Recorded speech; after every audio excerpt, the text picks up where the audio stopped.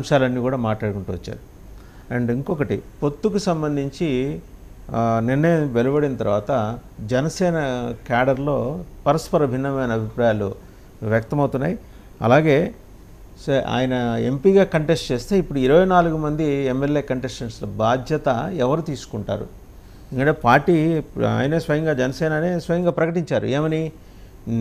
మాకు పార్టీ నిర్మాణం సరిగ్గా జరగలేదు, నియోజకవర్గంలో కరెక్ట్గా 800 మంది కూడా మాకు లేని పరిస్థితి, అంటే ప్రాపర్గా ఆయనే సంస్థాగతంగా మనం బలంగా లేము కాబట్టి మనం వాళ్ళతో కలిసి బ్యాంక్ అయ్యాల్సిన పరిస్థితి. ఇప్పుడు ఈరోజు ఆయన మీద బ్యాంక్ 24 మంది నుంచుంటున్నారు. ఇప్పుడు ఆయనేమో కాకినాడ కానీ అనకాపల్లి కానీ కంటెస్ట్ చేస్తే మరి వీళ్ళ బాధ్యత ఎవరు తీసుకుంటారు? వాళ్ళకి భరోసా కావాలి కదా, ఎవరు తీసుకుంటారు? అంటే ఖచ్చితంగా ఇక్కడ ఏంటంటే పవన్ కళ్యాణ్ ముందే పగ్గాలు వదిలేసినాడా, అంటే పోటీకి ముందే చేతులు ఎత్తేసినాడా, అంటే ఈసారి కూడా నేను ఎమ్మెల్యేకు గెలవలేకపోతున్నాడు అనేటువంటి సంకేతాలు అందాయా, అందువల్లనే ఆయన ఎంపీగా పోటీ చేస్తున్నాడా, ఇలాంటి రకరకాల ఆరోపణలు కూడా రేపు ఆయన ఎదుర్కోవాల్సి ఉంటుంది ఒకవేళ నిజంగా ఆయన పోటీలో లేకపోతే.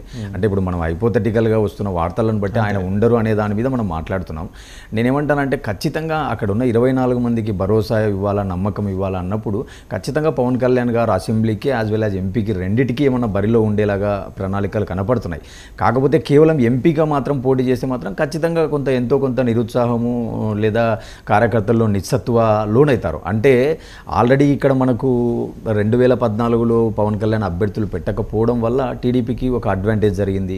ఆ రోజు మోడీ గారికి దేశంలో ఉన్నటువంటి కొన్ని పాజిటివ్ సంకేతాలు, అప్పట్లో యూపీలో జరిగినటువంటి స్కాములనండి లేదా ప్రచారాలనండి వాళ్ళపైన ఉన్న ఆరోపణల వల్ల ఆ రోజు గుజరాత్ మోడల్ అని చెప్పి కొంత మోడీ గారికి ఉన్న ప్రొజెక్షన్ ఆ రోజు మూడ్ ఆఫ్ ద నేషన్ డిఫరెంట్గా ఉంది. ఈరోజు మూడ్ ఆఫ్ ద నేషన్ ఎలా ఉంది అంటే 10 ఏళ్ల తర్వాత ఎన్నికలు వస్తున్నాయి, 10 ఏళ్ల విభజన తర్వాత బీజేపీ అక్కడ అధికారంలో ఉంది, వాళ్ళు ఇచ్చిన హామీలలో ఎన్ని నెరవేర్చినారు, ఎంతవరకు, సో ఇలాంటి ఒక కంపారిజన్, ఒక చర్చ కూడా జరుగుతుంది. సో వాటికి ఆ రోజు పవన్ కళ్యాణ్ ఆ కూటమిలో ఉన్నారు కాబట్టి ఈరోజు వీళ్ళు కూడా అవన్నీ ఆన్సర్ చేసుకోవాల్సి ఉంటుంది. అందువల్ల నేనేమంటానంటే ఏదో పై స్థాయిలో నాయకులు కలిసినంత మాత్రాన కింది స్థాయిలో కార్యకర్తలు కానీ లేదా దిగువ స్థాయి నాయకులు కలుస్తారనుకుంటే చాలా పొరపాటు. అందువల్లనే నేను అనేది ఏంటంటే ఈ 24 స్థానాలు వీళ్ళు ఏదైతే కూటమిలో పోటీ చేసే మిగతా బీజేపీ స్థానాలు, ఎంపీ స్థానాలలో ఖచ్చితంగా ఓటు బదిలీ కానీ ఆ రోజు అక్కడ కింద స్థాయిలో రాజకీయం ఖచ్చితంగా డిఫరెంట్గా ఉంటుంది అనేది మాత్రం వాస్తవం. ఏదో వీళ్ళు అనుకున్నంత మాత్రాన ఇక్కడ మనకు పొత్తులో ఒకటి కనపడుతుంది.